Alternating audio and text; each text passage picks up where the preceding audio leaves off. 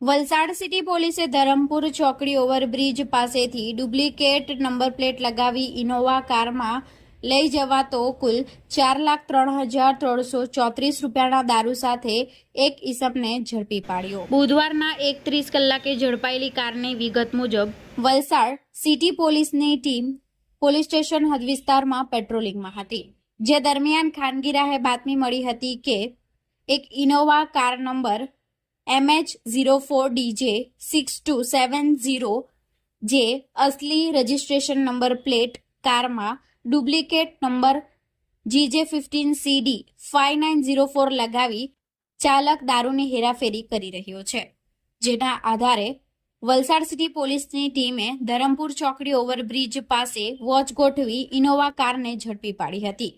કારમાં તપાસ કરતા 1,452 બોટલ દારૂ, જેની કિંમત 4,03,344 મળી આવ્યો હતો।